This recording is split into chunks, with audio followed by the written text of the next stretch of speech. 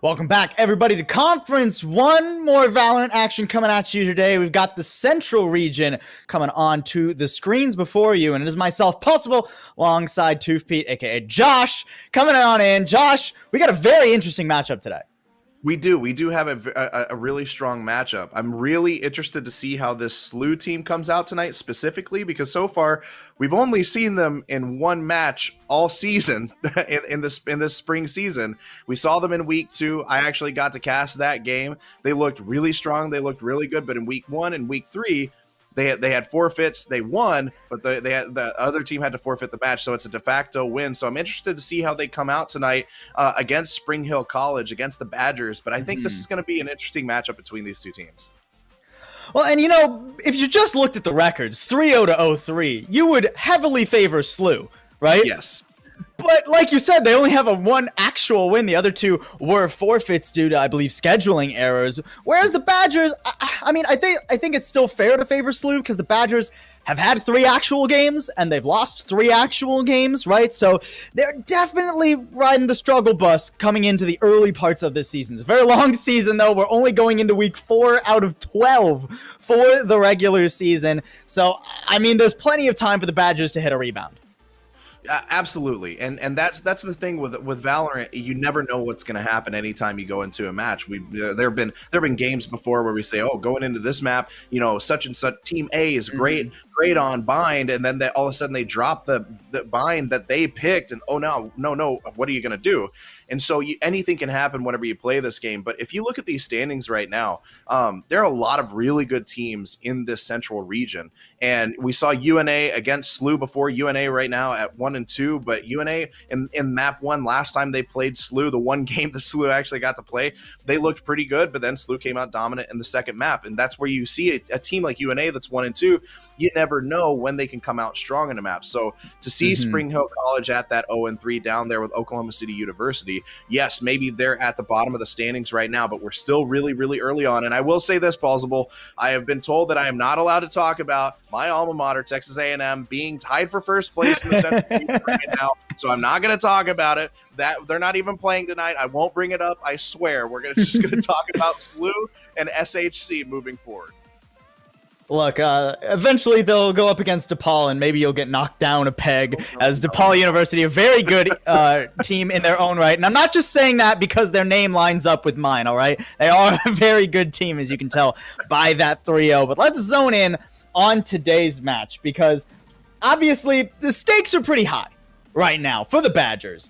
Sure, like I said, it's a long season. You have time to make some mistakes. But 0-3 is a rough start. 0-4, obviously even worse than that. You would basically be looking for them to run the gauntlet from there if they want to have a competitive seed going into, you know, bracket stage playoffs later on. We're going to start off on Ascent, which is the pick of SLU. This is a map they did very well on when we saw them on stream a couple weeks ago, but they are coming off fresh off a loss in another tournament, so we'll have to see how they can stabilize their mental state.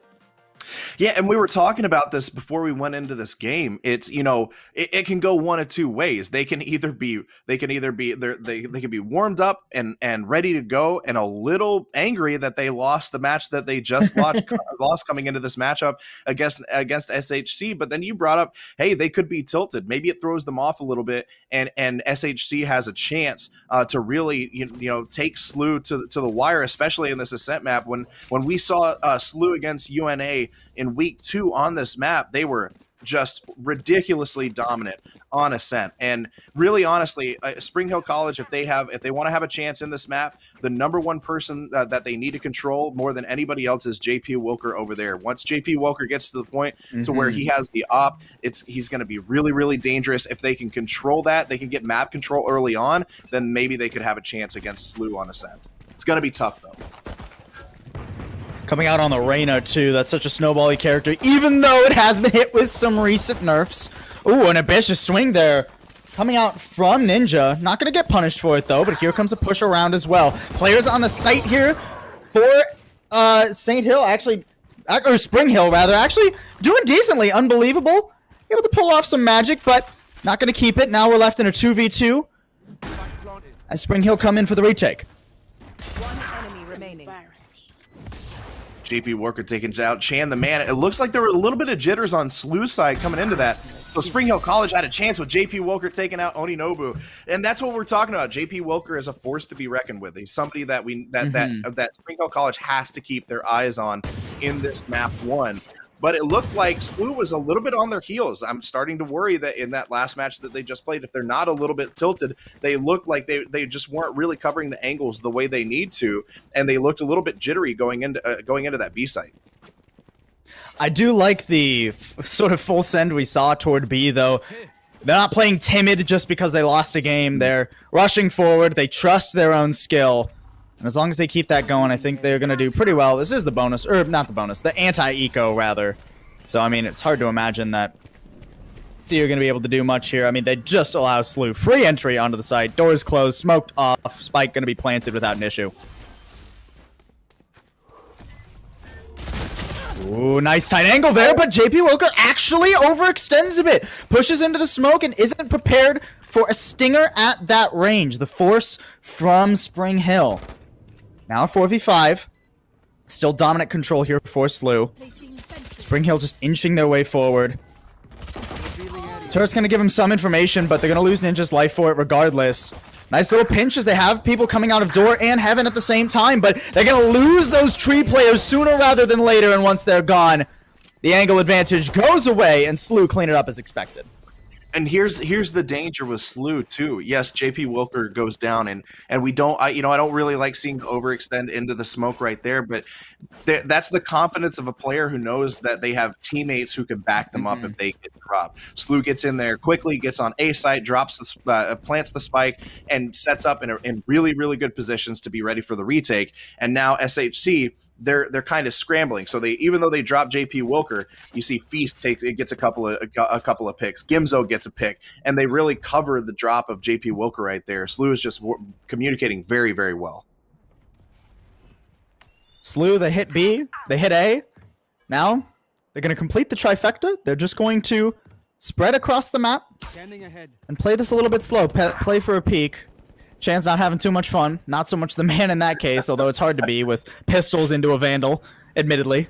Once again, A site's pretty easily taken by SLU as Spring Hill just playing for a retake. Once again, I mean, they just got pistols. It's hard to imagine they're going to get much done here, even so much as damage to SLU's economy. Yeah, I mean, this is really the smart play. It's just like you said, what can you do in this situation? It doesn't pay to be aggressive here. You just kind of do what you can, see if you can get a couple of picks and hurt their economy more than anything else. A Shadow takes down Oninobu right there, but a really difficult retake as Feast takes down Minsk and Ninja very quickly. Feast rolling early for SLU. This is going to be difficult, honestly. The economy is not in too terrible a shape, but I would just say back off, get that pick on Feast, and now back off and try to save. Oh, as Ares takes down Unbelievable, I mean, SLU takes this 3-0. You're not saving a stinger anyways. Yeah, but, I mean, yeah, it costs 100 more credits than it used to, but still worth trying to take a Vandal out of the enemy team's hands. That math still would have, in theory, worked in Spring Hill's favor. Now the question is, full gun round for the first time. How are these two teams going to play to that? Well, honestly, if you're SLU, I think you have the luxury of being able to play off a little bit, play a little bit slower, the way they did at the beginning of the last round. You've got the range, you've got the ability to play slowly. Although it looks like they've got a couple of Spectres that they're going to hold with, so I'm wondering if they don't rush on B pretty quickly here. But doesn't look like Spring Hill College has a bad setup right now. But if SLU rushes the way I think they will with these guns, with this full buy round, which should be a full buy round, then they could get on B pretty quickly and plant the spike. First Swarm Grenade is destroyed, but the second will temporarily keep SLU off of B. They're not so much exploding onto the site as creeping, but even then, JP Wilker hitting the shots necessary is going to lose his life, as Market wasn't an angle SLU were seemingly prepared to contend with. Their smokes expired, and they're kind of left out to dry, stuck in B main. You can see Shadow inching his way toward the site, or actually running towards the site right here, and he will take down Unbelievable, but it's still hard for his team to join him. Reyna here with the Empress, swinging out of Market. Not quite finding what he was looking for there, and actually just dumpstered by the run it back from Shadow too. So SLU, they had a little bit of a rough time getting onto the site, but now that they're there, they ain't gonna lose it. That's for sure. Definitely not, but you see those last two picks for SLU. This is what SLU does so well. They just wanted to show us just a little bit. They wanted to show how excited we were to see SLU get those last couple of picks and win the round.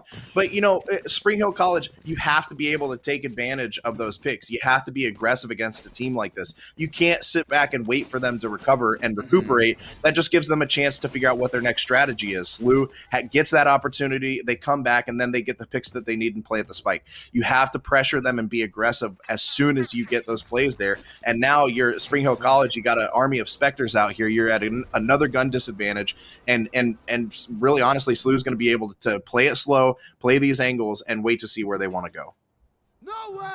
Spring Hill have been very passive thus far too. I mean, here's a Hunter's Fury. It's gonna get a free pick. That was a classic owl drone into the Hunter's Fury, if I'm not mistaken there. One pick and a tag. A lot of pressure drawn toward A. Look at 3 defenders from Spring Hill have gone that direction. And Feeks, he's just waltzed up the middle of the map. Finds Ninja looking out toward B main. Easiest frag of the game thus far. And, I mean, the rest of his team can just tiptoe their way onto the site, no problem. Spring Hill College just seems to be a little bit on their heels. It's like not only are they playing passive, I don't think there's a lot of communication going on. It's unbelievable. It's just kind of throwing the Hunter's Fury around right now, trying to figure out where people are as Feast takes down Minsk, and then Feast takes down Unbelievable right there. But really, Spring Hill College, it looks like really a combination of two things. They're being passive, just like you said, but there's a lack of communication, and they're not talking to each other. They're holding back, and they're not even holding the right angles. They're not the most important thing, especially on a map like Ascent, is map control. Control the mid. Don't let them run up market like that. But Feast just waltzed into market and gets the first pick right there, and then drops 2 more people after that. You can't let SLU do that, or else they're gonna take advantage of that situation every time. I love the focus on map control there. I mean, thus far, Spring Hill's just sort of backed up. They're not even darting. Or okay, actually, there was a dart thrown out to be lobby there by Unbelievable, so at least they're trying for a little bit of information, but they're not pushing forward for A main or B main control, right? Tree is just given up without any sort of fight from Spring Hill here. It does cost them some flashes, right? SLU are investing to make sure that they can get that cleanly, so there's an argument to be made. Maybe it's smarter for Spring Hill to do that, but at the same time, they could invest their own utility, try and keep them off the site in general. This is the 6th plant, I believe, in as many rounds for SLU. Once again, JP Wilker does go down, but still very strong positions, and even a lurk up the middle of the map right now, so if Spring Hill take too long, they're going to get flanked. Yeah, this is going to be a really difficult retake for them. A Shadow takes down Mince right there. SLU is very, very good at setting up in the right retake positions, with Beast taking down Chan the man.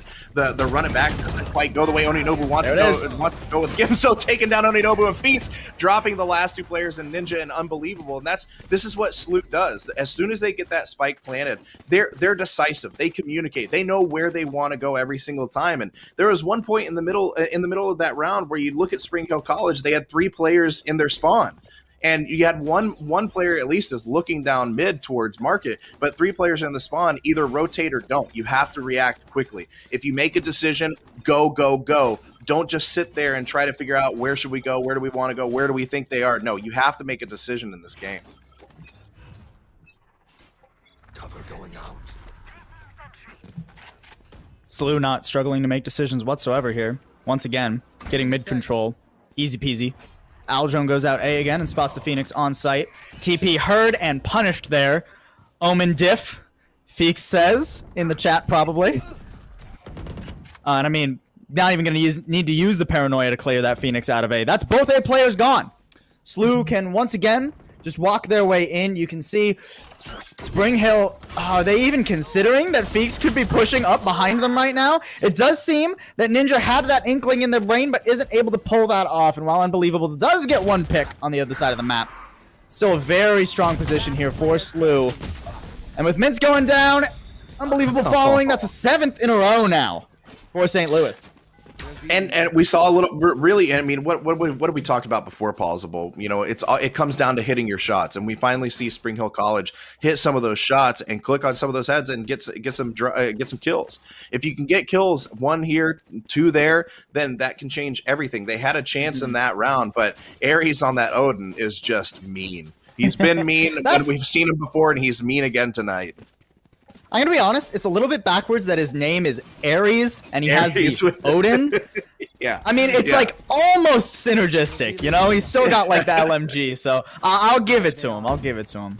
Oh, spotted right there. Spammed through the wall. Easy frag for Ares, and they know the sub is hanging around somewhere over here. Leo's gonna carry him forward, and while Unbelievable gets one, a TP around stops him from getting a 3rd. Unbelievable certainly showing up here for Spring Hill, but he can't be the only gun in their holster if Spring Hill want to actually make this happen. 2v2, a winnable scenario. Low health on their Phoenix, though. Oninobu has to group up here. Actually, these players both separated right now. Still a paranoia available. Not quite going to use it yet. Struggling to get with his teammate. There goes that paranoia. It doesn't tag the Odin, but it doesn't even matter. Actually taken down there, and while the lockdown's finally thrown out here, it's not in enough time. Spring Hill, they make it happen, and they'll put their first round on the board here. That was, I mean, that's exactly how you want to play those retakes. Chan the man moving methodically, but decisively. There's a balance, right? You don't want to just be too aggressive unless you have the right communication and you know you can pull it off, like SLU's been doing since the beginning of this map. But you want to wait. Pick your spots, peek, and get the drop right there on Ares. Drop that Odin down, and now Gimzo gets dropped by Chan the man. That was a great play. That's exactly how Spring Hill College needs to be playing this. Wait, pick the right time, and then immediately use that aggression to move in on SLU. Still a long way to go, though, to make this a comfortable half, admittedly. Yeah. A lot to do it with, though, too, right? Lockdown, Hunter's Fury. Those are great ults to control the map, and Ares is already throwing out his own there. Oh, my word. Can't quite get the pick, but he forces Minced into the arms of the rest of SLU, so the death still goes onto the board all the same. That flash is going to light up that Phoenix, so Oninobu not able to come out and punish, was nearly had that timing right.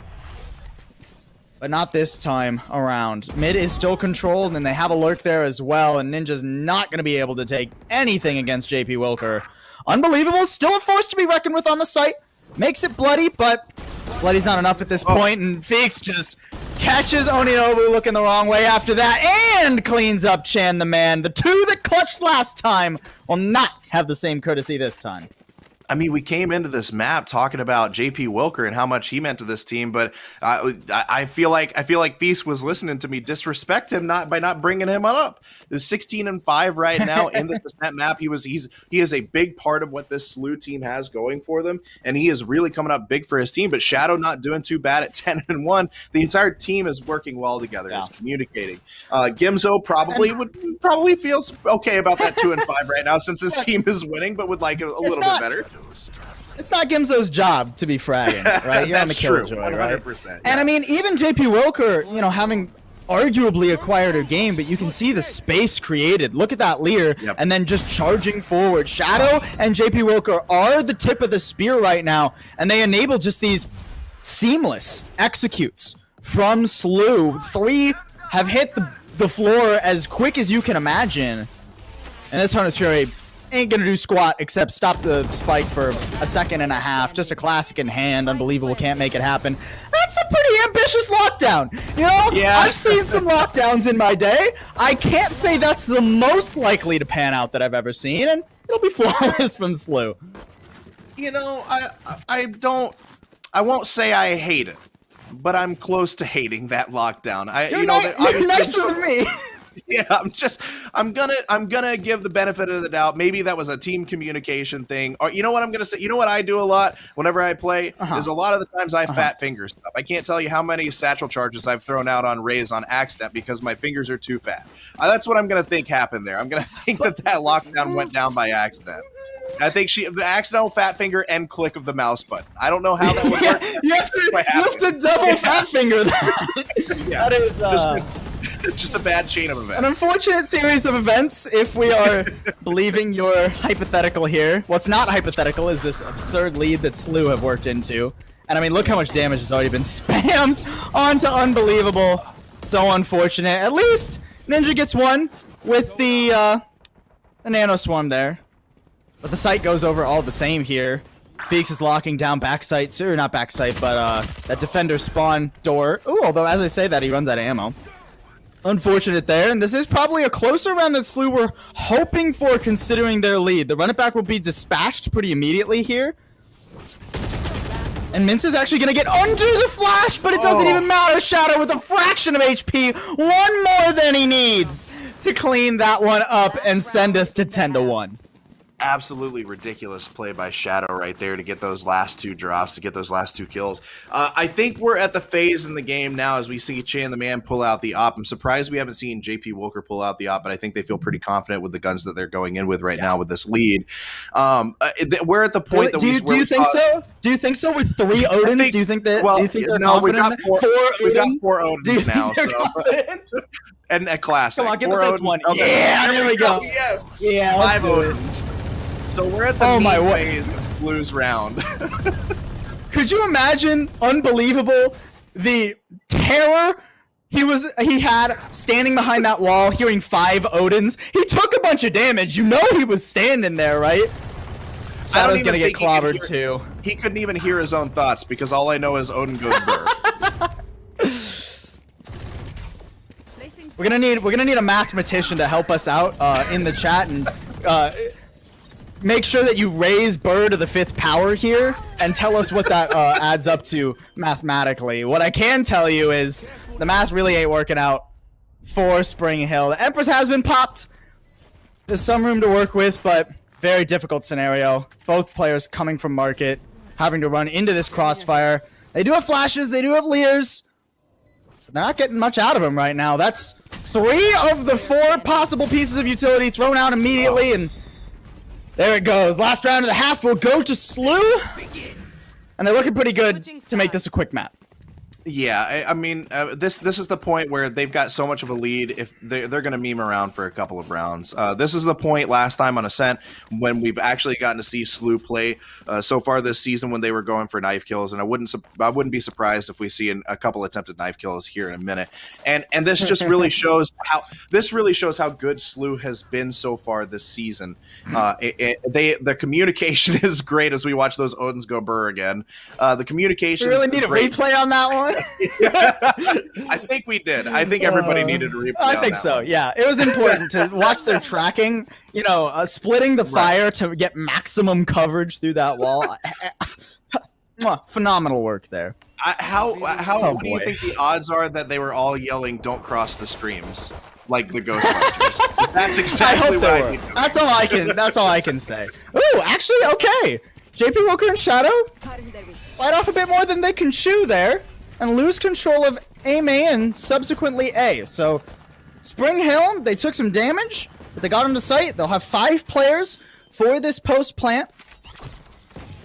And a turret behind them is even going to spot that flank that was coming in from Gimzo. So they're going to be aware of that one this time around. They could make this pistol round happen. Obviously, still a long way to go, even in this round, much less this map. But not a bad start here for them thus far. Mist is going to get spotted out by that, and clobbered by Gimzo too. Oh no, the turret got a kill. Oh, Gimzo. I think that's actually technically his second, as one flew under the radar earlier, and as quickly as Spring Hill took control of A, they're going to lose it in the blink of an eye. And now we're sitting on map point for SLU.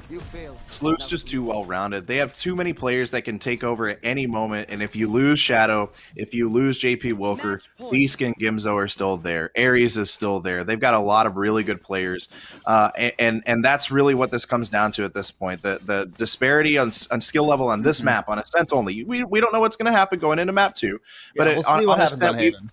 Exactly. We've seen SLU just dominate on Ascent so far this season. This is what they do on this map. And so really at this point, if you're Spring Hill, see what you can do over these next couple of rounds. But map 1's most likely going SLU's way. I don't think you're going to make up an 11-round deficit at this point. But you can at least do some damage, maybe get some confidence, and see what kind of momentum you can get going into Haven.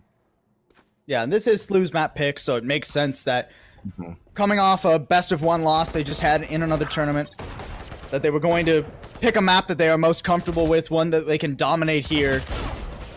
JP Wilker, ooh, narrowly dodging the shock dart too. Ah, beautiful footwork and aim from JP Wilker there. Not going to go for the heal, surprisingly. I believe the angle was just cutting him off from that one, and he didn't want to risk walking up onto Catwalk.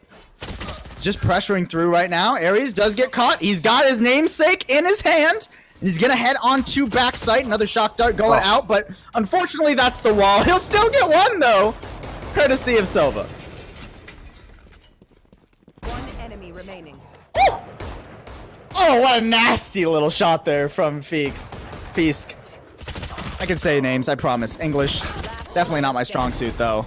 Mins? Oh, JP. So close to the ace. So close to the ace there, Josh, but no dice, no 5th kill, and no 2nd round for Spring Hill. That is about as dominant of a map as you can hope for. And SLU, I think they needed that mental rebound after losing to their in-state rival a few minutes ago elsewhere. I think we got our answer on what SLU team is going to show up tonight. Is it going to be the team that's going to be tilted, or is it going to be the team that's a little pissed off that they lost to an in-state rival and they're looking for somebody to take it out on? I'm almost positive Beast was going for the 360 shot right there at the end, and that's why he ended up dying. But JP Volker walking in and finishing off the job. SLU has just looked absolutely dominant on Ascent. Their ability to wait until the right moment to make moves, just from an individual player to a team standpoint, they know the right moments to peak. They know when to rotate. They know when to say, okay, this strategy is not going to work. We're gonna go to another one. Okay, we know that they're not here. We're gonna rush in on B and we're gonna set up and force them to retake. They're so good in every facet of the game, especially on Ascent. And really, honestly, after they got about 6 rounds under their belt, there wasn't much Spring Hill College can do. But now moving into Haven, Spring Hill College has to try to rebound, recover, and find some way to put SLU on their heels in map 2. For sure. And, you know, I want to be hopeful, right? Because don't get me wrong, it's Valorant. Anything can happen. There have been professional matches where a team will lose, you know, 2-13 or 3-13, and then next map 13-5 or something crazy and send it all the distance. So Spring Hill, there's definitely a chance. I am a little bit worried based on the specifics that we saw from them on map 1. I think they struggled in map control, and while that's important on Ascent and every map, I would argue Haven is where it is most important, right? Huge map, 3 sites. You need to be having that sort of information game in your pocket rather than the enemy teams. You need to be taking control of important areas of the map, and we didn't see that much from Spring Hill. St. Louis were creeping or running pretty much wherever they wanted. Well, and now we're going into a Haven map where, yes, Spring Hill College picked it, but SLU is fairly good on Haven as well, and they picked defense first, and so now they're gonna have control as attackers at the end of this. So if Spring Hill College does, you know, come out a little bit stronger and play well on the attack early, I mean, Haven obviously favors the attackers a little bit more. Well, that gives SLU the advantage of having control as the attackers at the back half of this map. So Spring Hill College, I really do feel like they have a chance, but they're going to have to get out to an early lead and really kind of put SLU on their heels. But if they give SLU any kind of momentum or any kind of confidence going into the second half of that map, whenever they move over to attackers, it's going to be an uphill battle for them the entire way. But like you said, Valorant, we've seen crazier things happen, so you never know what can happen. But SLU definitely looking very, very strong right now. Well, I do know one thing that's going to happen, Josh. We're going to head to a quick break before we head to Haven, folks. Make sure you stick around. More collegiate Valorant action coming at you after this.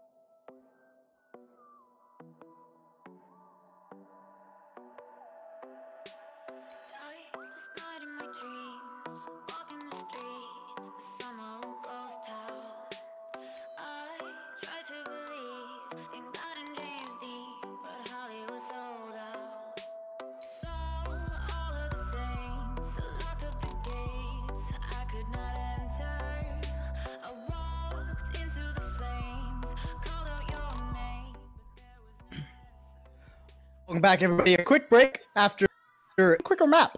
All things considered, we're coming off a dominant ascent from SLU. They took a 13-1 over Spring Hill College. Now we head to Spring Hill's map pick of Haven, where they can try and swing things back.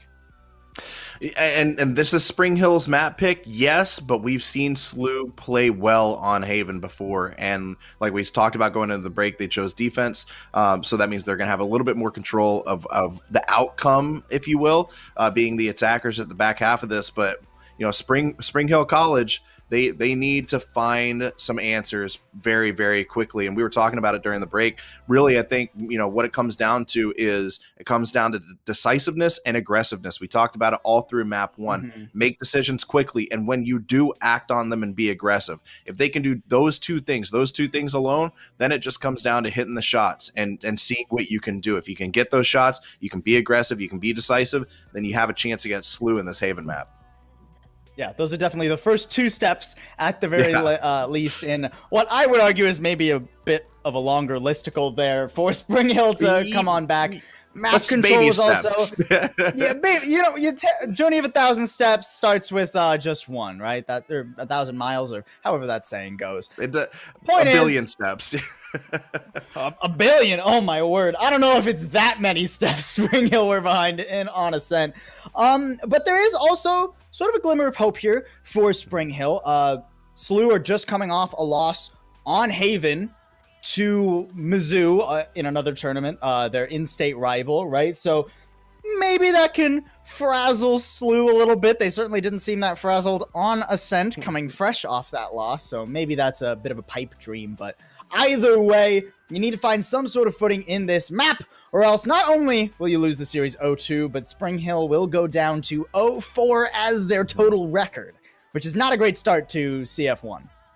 No, and I'm glad you brought up map control. Yes, the list should be a lot longer than just the first 2 things, but it's like whenever I'm practicing any kind of sport or any kind of game with my son, I'm like, just focus on these for now, and then we can get the other stuff down. But when it comes down to map control, I mean, that's a part of it too. It has to be, because we saw SLU whenever they were attacking in Ascent, their smokes were on point. You know, with Omen, I can't remember who was playing Omen, but with Omen dropping the smokes exactly where they needed to be on market and CT, so they could get a quick rush in on B and get the spike planted. That's what we're going to need to see from Spring Hill College right now. If you're going to be decisive, then make sure that you're getting map control. Get smokes in the right place. If you're gonna have a cipher, which it looks like we might have a cipher here, make sure you're getting all the intel for your team that you can get. And so those are the type. It's the little things. It's it's like, what about Bob? Baby steps around the office. Baby steps around Haven. Just do all the little things right. And once you start doing those little things right, the big moments are gonna come. Choose your agent.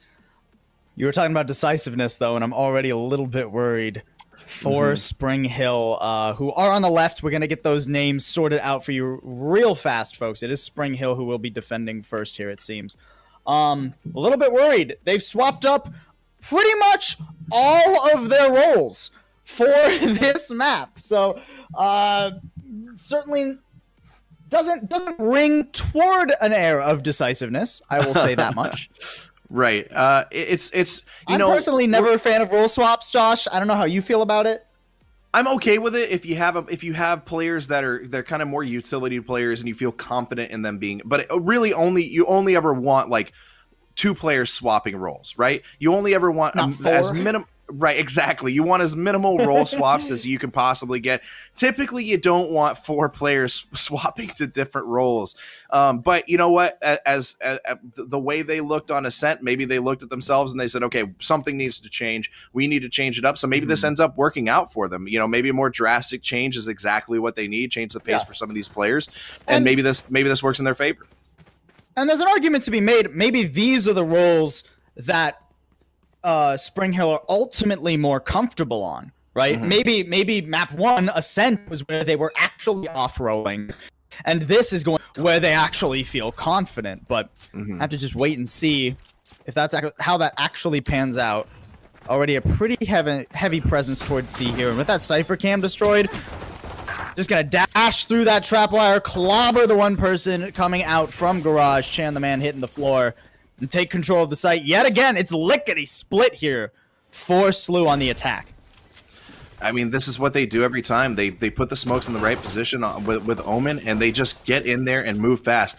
And when you're playing against a team, when you're a team like SLU, and you have there's that skill disparity, you have the luxury of being able to move quickly. As Feast takes down 2 right there, dropping Mints as quickly as he can. Is Feast going to get the other one? No, Oninobu getting him, but Aries taking down Ninja right there. But the attacker is going ahead and winning that one with SLU taking round 1. JP Wilker finishing it off for them. But you know, that's what they do. They move quickly, they move fast, they move decisively, and you add the skill disparity in that we've seen so far, and it's really tough to beat a team like SLU when they're doing this. It is worth noting, SLU are actually technically off-rolling a little bit themselves, as Feast will pick up the Jet, trade the Omen over to JP Wilker. I guess they saw how map 1 went, and they're like, yo, if Feast is going to pop right now, let's just let him pop. Let's give him the Jet, let him run on in, and just dominate the enemy. Certainly goes well in round number 1. Now we're on to the anti-eco. And once again, SLU on their attack, they'll start off on one side of the map, immediately go to the other side and hit it just as hard. Oh, goodbye. Minced hit the floor. Not much you can really... I mean, there's not much that Spring Hill can do at all here, right? That's 3 already, 4 Shadow. I wouldn't be surprised if 4 and 5 were around the corner. Feast robs him that. Now they're just on the hunt for the lone player surviving there. Flawless. That's a good way to sum up not only that round, but also pretty much the series thus far for SLU, if I'm being honest. Yeah, and I mean, they're just moving in where they're moving too fast. They're moving so quickly that Spring Hill College just doesn't have a chance to get their bearings. And this is what it comes down to when you see a team that has this kind of chemistry that works this well together, even if they do a little bit of role swapping like we've seen, but with this kind of confidence and this kind of communication, they have all the confidence in the world that they can move in quickly and get that spike planted, and they're going to take the round. And it's difficult to beat a team like that. Yeah, and it calls, for me, it calls back to something that, and, oh, did my internet just cut out? This Feast right now moving in towards B site. I think I'm back. Are you back? I was going to take it over. Yeah, I'm back. You know, I'll cover you. Online production, we all know how that goes at this point. Yeah, I mean, he takes him over. That's how that goes. Mint's going to fire back. It's still 1 for 1. Not too shabby there thus far. The Omen's just going to ships in the night each other as they both throw out their paranoias. Ooh, nice flank there from Chen, the man. Very winnable round here now for Spring Hill. Aries left all alone. He does hear the Phoenix walking around. Oninobu, probably not expecting a player to be coming from up behind him. Ooh, not at all. Standing ahead. But still a very difficult situation here. Although the 2 players from Spring Hill right now are split. So if Aries can isolate these fights quickly, he can take them out one at a time. Just going to grab the spike, head to A, force them to come to him. I like this play from Aries. At the very worst, get some money in his team's pocket. And you see Aries move quickly. A smart play by him as Chan the Man's kind of moving in towards A site right now. Aries, though, being very, very aggressive with the spike down, gets the drop on Chan the Man. We saw that coming a mile away, being aggressive just like SLU's been the entire time. We got a little fight right here on the boxes. Aries peeking right now, playing a little bit smarter. Let's see if he's going to bounce around that pillar and peek around. Oh, Cypher's looking for him right now. He knows he's underneath in hell. Oh, unbelievable. Taking down Aries right there. What a shot. That is the beauty of that gun, my friend. Everybody still wants to kill me for wanting to use that over the Spectre, but come on. That is such a beautiful gun, beautiful round. Good job by Spring Hill College. And look, Ballsable, this is what's dangerous with getting a little bit overly confident. And I think that's something that we need to look at moving forward with SLU. Do they continue to be a little bit overly confident with how they've been playing so far and open up a chance for Spring Hill College to kind of come back a little bit?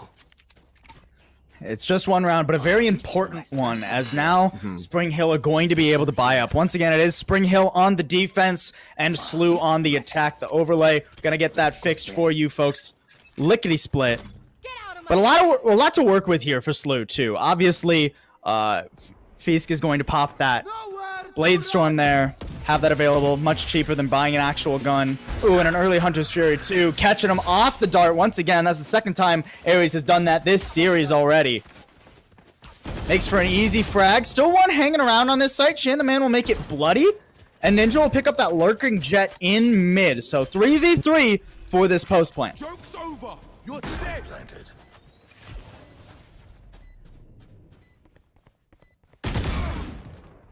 Oof. Alrighty, Shadow. I see you, buddy. Just gonna clobber one and recall back. I'll have at least 100 health for that one. Has a flash at the ready too, so deters the player coming from backside. Gotta be careful of Garage, and here comes the run it back from Oninobu out of it. No support for it now, though. Minst has hit the floor all alone, and I mean, run it back. Oh, no!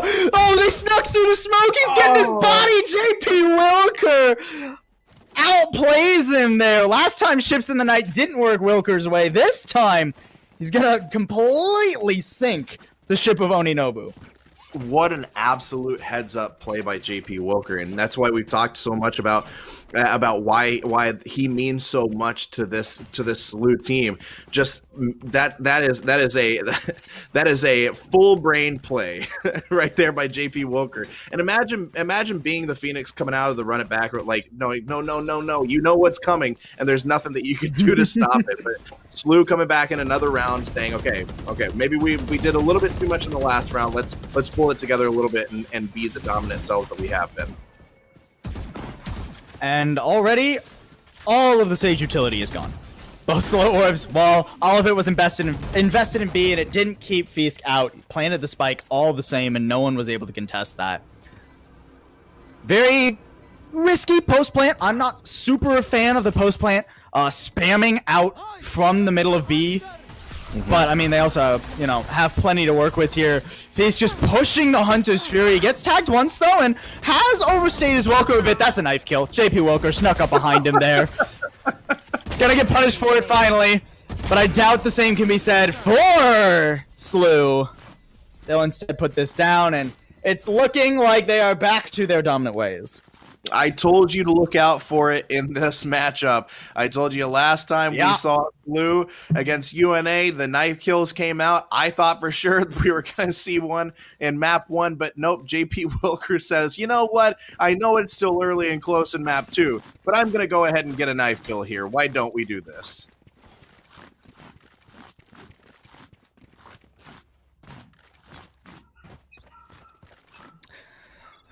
And now, I mean, there are some ultimates. Oop. My internet is deciding to hiccup tonight. That is unfortunate, but I'm still here, and that's what matters. Some ults available is what I was trying to say for SLU. That from the shadows. Oh, that's so ambitious. Oh no, it's in their spawn, and Minst is dead. As is most of the rest of Spring Hill, it turns out. Oninobu on A, the other side of the map, at least is able to survive for now. But this is about as difficult of a post plant as you can imagine. Retake, very unlikely. I want to see them save. Yeah, I wouldn't mind seeing that. We're at the point now to where just all confidence is gone as Feast takes down Oninobu. It was really just a long drawn out conclusion that was probably going to happen. And there's really not I actually like the setup that Spring Hill College had there on defense. I think they were in good spots for the most part. They probably could have been positioned a little bit better, but SLU just moving too quick for them. But then you see, you know, we talked about it all, like we need to see a rotation from Oninobu way sooner than that. You should be able to feel out at that point just through sheer game sense and experience that, hey, the spike's probably not coming here if I'm seeing everybody die over on C. And so I'd like to see him move a little bit faster. What a heads up play right there. Oh, but doesn't quite get there for Fisk. Oh, I wanted to see that blade sword hit. Trying to style on him on the individual. Doesn't quite happen this time around, but there's plenty of map left for you, Feast. Don't worry about it, buddy. You'll get your style points. I believe in you. For now, SLU just taking things slowly, inching their way onto A, but completely unafraid, knowing they can win those gunfights. They're just gonna go right before that flash too, so Oninobu just a second too late to stop the onslaught here, and they're just running all the way to B. I mean, Chan the Man takes out one, and Unbelievable will clean it up, but 5v2, and it ends up being a 2-for-4 trade in favor of SLU. I think you take that. Yeah, all day long. And we've got Ares with the Odin again, sitting there waiting. Frenzy versus Noden. Gee, I wonder who wins. Turns out it's the Vandal. And I mean, Spring Hill College, again, in pretty decent spots, but SLU is just too fast. The communication is too strong. The chemistry, the chemistry that's there. You know, again, we're seeing a team that this is what's dangerous for Spring Hill College going against a team that got warmed up against their in-state rival before coming into here. There's a warm-up match, and SLU lost. They're a little bit angry. I know whenever I lose games against people, I get a little bit angry, and so then I decide to play against my kids, and that's why I had kids actually. So it's an immediate fire team and people that I can beat in a game whenever I get destroyed. So you know, that's what SLU is kind of doing right now to Spring Hill College, and it's interesting to see when they want to, they can move so quickly. It's unbelievable. Takes down Phoenix. Oh my goodness, with Gimzo taking down Chan the Man pretty quickly, and unbelievable dropping Gimzo right after. Once again, unbelievable comes the one saving grace here for Spring Hill. Was the only person to consistently show up on Spring Hill's team on the first map. 2v4 now, but we've seen SLU come back from worse odds. And I wouldn't put it past them right now. They have dropped the spike on site, so they have to go to C. Already a good start as Minced alone tries to take them off guard in garage, but SLU are prepared. That run it back not going to get squat for Oninobu. So now out of ultimates at the very least are Spring Hill. One flash available for Shadow. Has to pick the right angle on it, though. Just methodically clearing things out. And with that smoke there, can push forward a little bit. Vandal's going to give him away, so he does get sprayed a bit here. 30 seconds left. So not all easy goings. Finds the first. That's a good start. The second, not going to go into the hands of JP Wilker. It'll have to be Shadow picking that one up, too. And now it's just a Phoenix 1v1. Spike in hand, not much time. Molly would reveal his position, a flash at the ready, but Shadow once again catches Oninobu while he's throwing a curveball. He takes a curveball right to the face.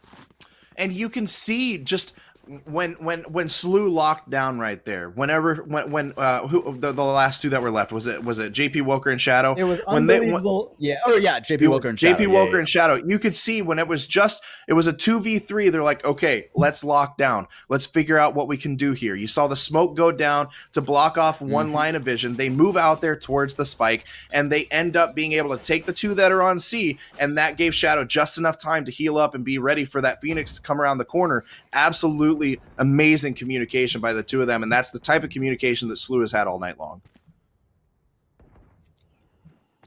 Things only get better and better for SLU now, too, as it's a light buy from Spring Hill. Ooh, and the camera seeing over the wall. Unfortunate, and a lot less info now towards C. Paranoia does delay SLU. Don't believe that nanoswarm is going to clear out. Oh, no, it does. It hits him. Oh, nearly forces him out, too. A sliver of health left on Minced right now. Nothing to deal with this lockdown either. No Breach, no Hunter's Fury. Those are the only two things that can contend a lockdown in that area. Players coming through B as well. These A players are going to have a very rough time unless Unbelievable and Chan the Man decide to flank into B, but it's not going to happen right now. This is just all over the map. Look at the presence on the map from SLU right now. They are everywhere they could hope to be and more. And yeah, they lose 2 for 2 there, but it hardly even matters. Easy pickup for Shadow there. Once again, Oninobu left all alone. Ares will biff the first, but you're going up against Fisk and Shadow here. That's a pretty difficult play. Oh. No! Oh, there's the style points. There's what I was talking about earlier. Face check him.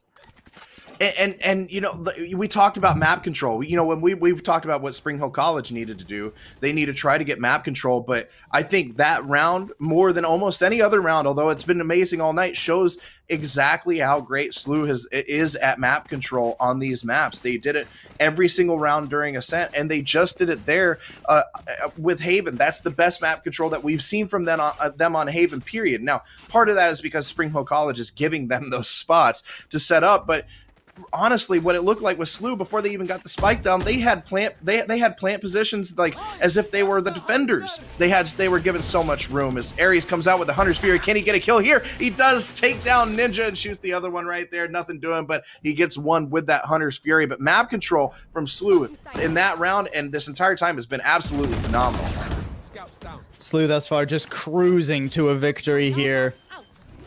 There's a very real possibility that they only give 2 rounds in the entirety of this series. Spring Hill left in a 2v5. I mean, it's at the point where if you save, great. If you don't save, I get it, right? Yeah. 1 to 8, need to get rounds. It's a rough spot, to be sure. At least Mints will get 1, but not much health to work with beyond that. This is the point now. This is the point now where I don't even think saving matters. At this point, I'm just gonna get petty kills even if I know I can't take the round. It's gonna be hashtag petty season for me the rest of the time if I'm one of the players on Spring Hill College. And really honestly, finishing out the rest of the map, figure out what you can do against a team like SLU. SLU's been dominant against you the entire time. Really sit back, communicate, and figure out, okay, what is it that they're doing that's how are they moving on us so quickly? Do we need to rotate sooner? Do we need to have better positions as defenders? What can we do to change this and use these next few rounds to figure that out? Oh, oof. Don't need to figure it out. I'll let you folks at home put that one together yourselves. We wanted to see that move from Fisk before, and I didn't think he would try it again, but he absolutely destroys right there with that nice play.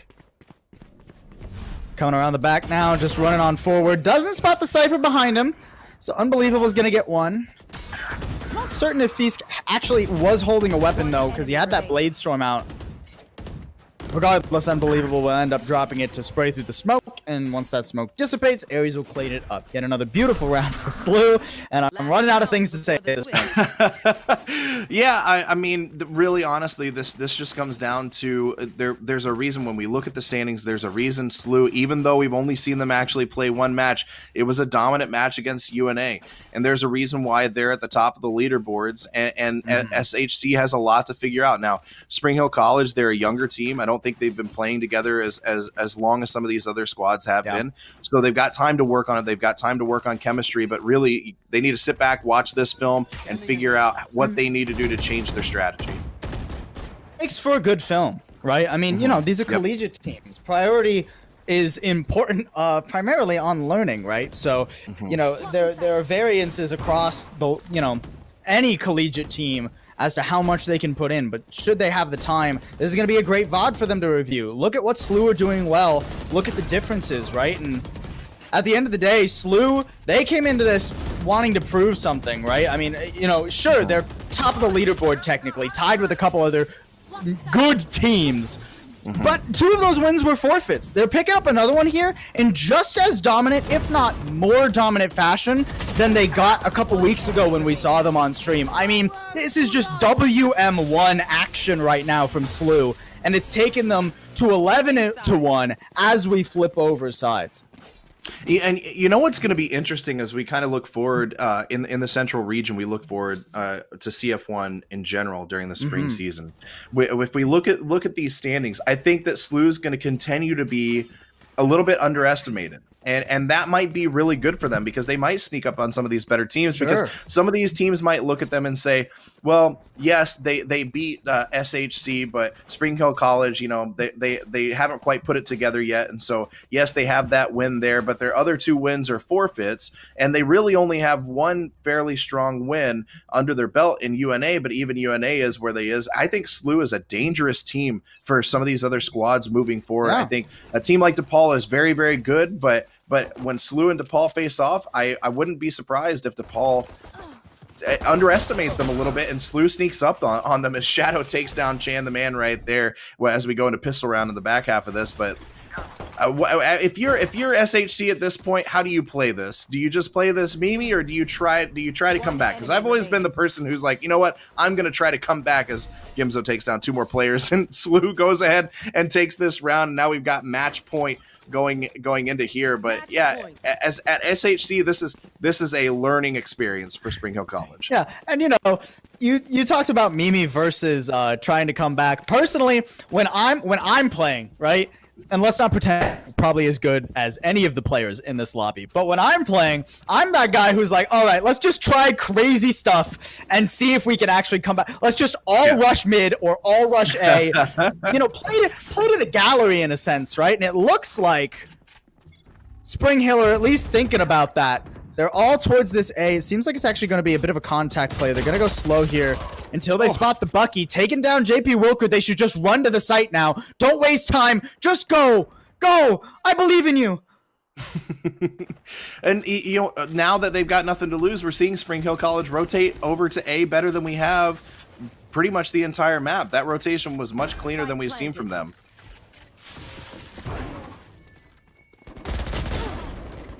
Oh. He's still not a gun to be reckoned with, though. And a force here makes things very difficult for Spring. Bucky's, they got some guns, but what does it amount to? 1 player left. Just the Phoenix all alone in hell, and he will be eliminated as well. Gimzo ultimately 2 in the round, cleaning that one up. And SLU Esports, they get their statement win, their dominant win, and their 4th win in the early part of the CF1 season. Yeah, and we saw there in that final round, you see Spring Hill College move a little bit faster, rotate a little bit quicker. Have the ability to move fast onto that A site, but it wasn't quite fast enough. They didn't communicate well enough, and then it gave SLU a chance. Not that SLU necessarily needed much of a chance to recover from that, but it was an easy retake for them because they just, by the time the spike was planted, Spring Hill College didn't have enough chance to set up where they needed to be for that for the post plant, and it gave SLU an easy retake. Not that they were going to have much trouble with it in the first place, but it's those little things that Spring Hill College just needs to work on. Watch the film, like we said, and SLU is a force to be reckoned with. Definitely in the central region, possibly in the entire conference. And I do think that there is still room to have questions about SLU, though, right? I mean, you know, we've been referencing lost versus Mizzou in another tournament all night. So you still have to ask yourself, what is the actual quantified strength of this team in relation to some of the top teams? You know, not just in this region like DePaul, but when we move on to the overall bracket, how are they going to face up against your Rutgers? How are they going to face against, you know, all of the teams in the West region? Yeah, I was about to say the entire West region. Right? Yeah, right. Exactly, man. So 2 strong wins, certainly for St. Louis, but they got a ways to go before I'm confident, mathematically speaking. Yeah, and you know, really honestly, I think that's fair. I think the questions should definitely be there. But if we look at how quickly they make decisions, as quickly as they move, when these guys are on, I have no doubt in my mind they're every bit as good as some of the top teams in this conference. And I think because those questions will still be there, and like I said, it's absolutely fair. Because those questions are still going to be there, I think a lot of teams might underestimate them, and they're going to sneak up on some of these better teams. So it's definitely going to be very interesting moving forward to see how SLU holds up against some of these other top teams in the Central region and in the conference as a whole. Well, the match may be done, but we're not quite on broadcast. We're going to have an interview with one of the winning members from St. Louis in just a minute here, guys. But before that, break, don't go anywhere.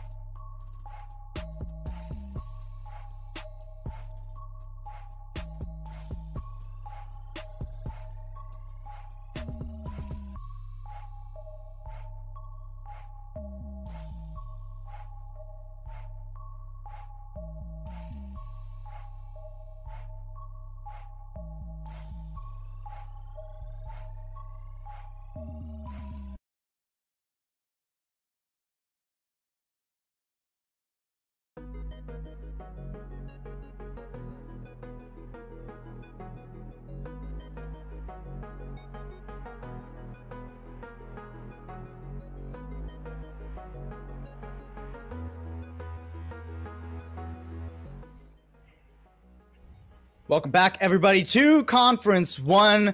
We just finished up today's play for the Central Region, and SLU, St. Louis University, just a dominant showing, if I've ever seen one, over Spring Hill College. Now, as per the norm here at CF1, we got one of the amazing winners here with us today. Aries, thank you so much for joining us, dude. I imagine you're feeling pretty good after that win, but it was also a pretty quick one. Yeah, it was a pretty quick one. It's nice to just continue being undefeated in CF1. We're trying out some new strats, at least on Haven.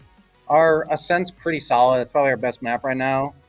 Haven, we're trying out some new strats, so it just gave us a really good opportunity to mix it up. Let's talk about Ascent real fast. And one of the things that you guys do really well, especially once you get in those full buy rounds, is you really just kind of sit there for a second. You feel out what's happening especially when you're the attackers, and then you guys just move, and you go immediately, and you move quickly. What's the communication like in those moments with you guys? Is this just something where it's just the chemistry of y'all playing together, or is this like quick, good communication? Yeah, it's a mixture of chemistry and also seeing where they're able to or where we're able to get map control. So there was a couple rounds on A where I would drone in or arrow just on A site, and if that player rotates off or does something, pushing them back a little bit, I might try to entry and just take site. So stuff like that, that's just kind of feeling out their defense and feeling where they're kind of weak in certain rounds. Because I mean, a lot of games right now are just very situational within where they're playing. So if we're able to take a site, we'll just pounce on it and we'll call everyone to that site. I mean, that's kind of our default right now, seeing where players will give up and where they'll stack and stuff like that. And Ascent is also the map where I told Plausible at the very beginning, hey, watch out, they're going to try to go for knife kills on Ascent again. You didn't do that, but you paid off with the 5 Odin round. I want to know what it was like saying, okay, let's just go 5 Odins. Was that the communication? Yeah, so I'm notorious for using the Odin. It's my crutch. So people have off crutches. I have the Odin crutch as Sova. But there's a couple times where I was shooting arrows and they just weren't shooting them. So we were able to scan them, especially on B, where it's pretty deadly. And so I said, you know what, guys, just buy up the Odin. I'll scan for us, and if they're here, they're going to all be dead. So it's not just a meme; it was actually a good play as well. No, there we go. There is some strategy behind the Odin. So on one more question from me, real fast. On whenever y'all got on Haven, you were moving really, really quickly to A almost every single time. We saw some mix-ups here and there, but for the most part, you guys have a really good split push strategy on A. Is that something that y'all have been working on? Is that one of the new I don't want you to talk about strategies that y'all are working on, but y'all are very quick and decisive getting there. Is that something that y'all have been working on lately? Not too much. It's just, again, we feel out teams. So there's some teams that we played in the past where their Haven, for example, they rely on gamble stacks, and so what we'll do is just send in a drone or send in some form of util to see if there's a stack. But with teams that we played today, they seem to really just play pretty passively on A, and we're pretty strong in our post plans, especially with the characters we play: Sova, Killjoy, a Phoenix Molly. So if we can take a site, and especially if we're feeling good that day, we can hold it. So if they're just going to give us A, we're going to just keep doing it. Yeah, well, fair enough. It seems like you guys are just going to keep winning in general. But I do want to kind of talk about your guys' win streak thus far, because it's been in the two matches rather, where we've seen you play and you've actually got to play the opponent, but you've also taken, a couple of forfeit wins. So I want to ask how you guys feel about your realistic chances against some of the other heavy hitters in this group, like, DePaul and what have you. Are you guys confident that you can take it to them, or are you just playing one game at a time, not even worrying about that? I like to think bigger picture. So we're our confidence is high. So we've played good teams. We've played in like Valorant Challenger Series. We played against like professional teams. So we know what to expect against good rosters. We're improving like, every single day. We specifically have improved greatly in the last month where we start to actually look at our strategies and our actual game plan going in instead of just acting like it's matchmaking, acting like it's a professional game instead. So yeah, like we had a tournament over the weekend where we played Texas A&M. They're a really good roster right now. We went double overtime against them. Sadly, we couldn't close it out. But like that's a really good roster, and so you know, going that close to them on any other given day, we might have won. So it was probably 50-50. So yeah, I'd say we're pretty confident right now. Yeah, fair enough. Well, I love to see the confidence, the Libs team, the teamwork, and I hope we get to see more of you. I think we're going to let you go now, though, so thank you so much for joining us here, Aries. I'm sure we'll be seeing more of you as this progresses. Yeah, hopefully. Congratulations, Aries. Thank you.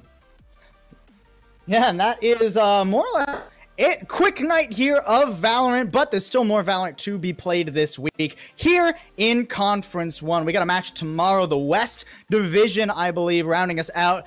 Colorado Boulder versus Oregon. That is going to be a pretty fire matchup, if I do say so myself, Josh.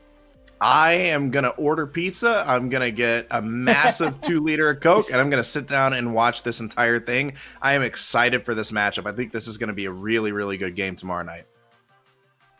Absolutely. Make sure you guys are tuned into that. Follow right here on the Twitch, over on Twitter as well at CF1 Esports. And in case you or your university want to get in on Conference 1 action, want the information and, you know, all the things like that, make sure you type in !Discord to the Twitch chat. That'll give you all the info that you need. But for now, I believe that is more or less it. There you go.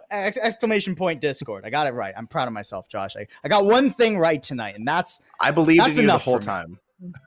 That makes one of us. All right. I believe we're going to be heading on out of here. Thank you all so much for joining us, and we'll see you tomorrow for more Conference 1 Valorant.